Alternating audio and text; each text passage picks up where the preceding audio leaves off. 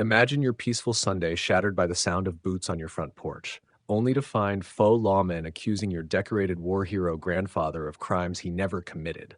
Welcome to suburban absurdity. So, I recently had to deal with something no family should ever go through. My grandfather, Tom Stone, Medal of Honor recipient, infantry platoon leader, world traveled hero, was sitting quietly on his porch, reading the paper when four fake officers in ill-fitting tactical vests surrounded him like he'd escaped from Alcatraz. Their reason? His flagpole was too tall. Their judge and jury, my neighbor, Nancy Karen Whitby, who was filming it like she'd uncovered an international conspiracy. But let me start from the beginning. Before we dive in, drop a comment. Where are you tuning in from today?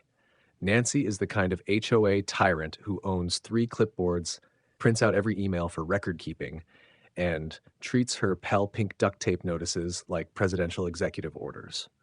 Her first salvo was a notice of violation taped to Grandpa's mailbox. Non-standard decal, remove in 72 hours or face fines. The decal, a 2-inch bald eagle. Grandpa peeled it off, tossed it aside, and, classic Tom, jammed the notice under a wobbly kitchen table leg. 48 hours later, a laminated flag height violation arrived. Grandpa hadn't budged his 10-foot pole in 40 years, and he wasn't about to start for Nancy. When she showed up at precisely 9:14 a.m. every morning, clipboard in hand, orthopedic sneakers squeaking, he just watched her pass like a hawk on patrol. I tried to intervene. "Grandpa, shouldn't we call the HOA?" He just shrugged, flipped his paper, and mumbled, "Let her watch." And I laughed until the knock came. 3 sharp bangs. I opened the door to 2 men in black polos and cargo pants, badges printed on sticker paper announcing Forest Glen Community Enforcement. "You have 48 hours to vacate." I blinked. They weren't real cops. Grandpa stepped onto the porch, coffee mug in hand, and looked at them deadpan. "Which one of you boys wants to try?" he asked. The taller one froze.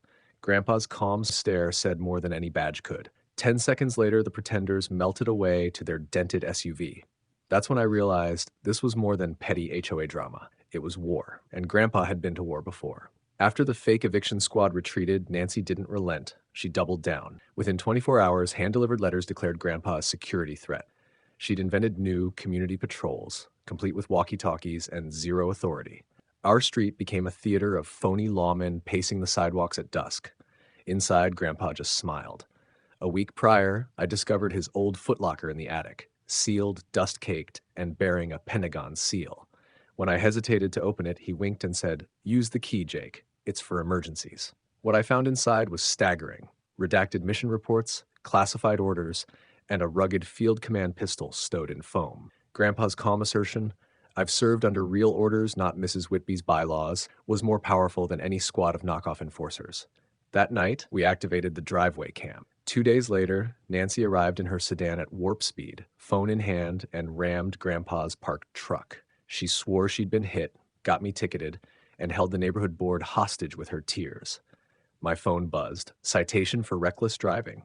I'd never even left the sidewalk. But the camera didn't lie. HD footage showed her speeding, her phone to her ear, broad tire tracks up the curb, and the inevitable crunch into my grandpa's bumper. Then, like a pro, she dragged our recycling bin into the frame to fabricate a obstruction defense. I uploaded the video to the police, insurance, and every HOA member with the subject line, "Nancy's memory loss, evidence enclosed." By noon, her empire was crumbling. The citation was rescinded, her community patrol dismantled, and she'd been hit with trespass and fraud charges. Yet she tried one last gambit, an emergency HOA vote to ban all home cameras. Half the board laughed her out of the meeting, streaming the vote live to 70,000 viewers, while I sat back with a soda feeling the shockwave ripple through social media.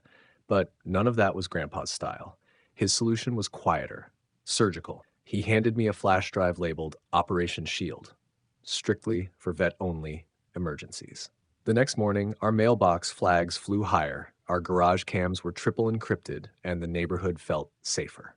Nancy moved out within weeks, her HOA crown abandoned on her front porch like a burnt offering.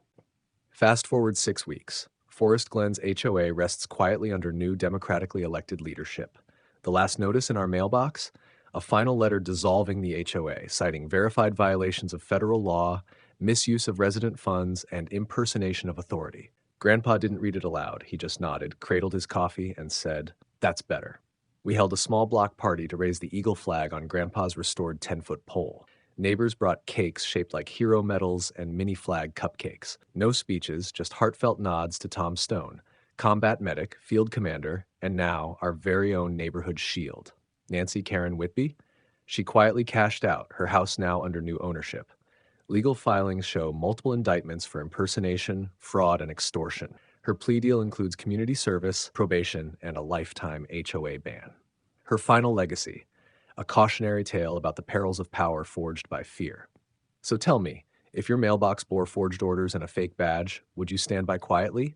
Or would you, like my grandfather, summon the courage to enforce genuine justice? Hit that like button if you believe in real heroes, like, subscribe, and share your story in the comments below, because sometimes true peace needs a little righteous noise. As for Grandpa, he still sits on that same rocking chair, scanning the horizon, not for enemies, but for wayward squirrels and neighborhood kids delivering baked goods. Every morning he checks the flag, gives it a gentle salute, and says, "That's my piece."